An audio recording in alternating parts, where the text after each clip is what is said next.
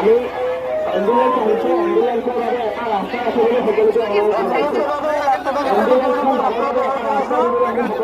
জনাইছে। অনুৰোধ জনাইছে।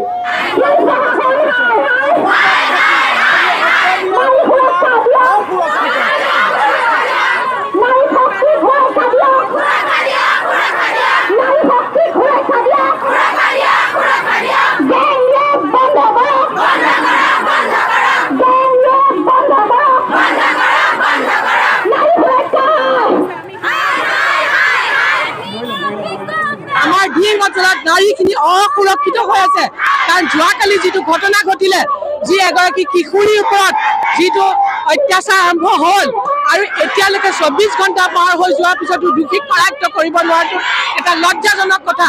মই সেইকাৰণে কৈছোঁ, পুলিচ প্ৰশাসনৰ পৰা আৰম্ভ কৰি সকলোকে কৈছোঁ যে অতি সোনকালে আমাৰ যিগৰাকী দোষী আছে, দোষীক উলিয়াই পেলাই দৃষ্টান্তমূলক শাস্তি প্ৰদান কৰিব লাগে আৰু আমাৰ ঢিঙৰ পৰা আৰম্ভ কৰি সমস্ত অসমবাসী মহিলাখিনিক সুৰক্ষিত কৰিব লাগে।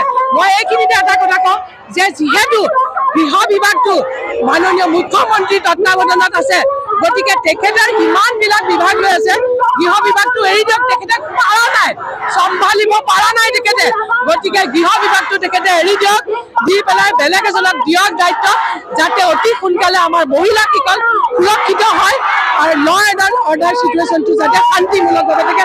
ঢিঙত শান্তি লাগে আমাক, আমাৰ ঢিঙৰ ৰাইজক লোকৰ মহিলা সুৰক্ষিত হ'ব লাগিব। ঢিং মানুহে কি বিচাৰে? শান্তি বিচাৰোঁ, আমি শান্তি থাকিব বিচাৰোঁ।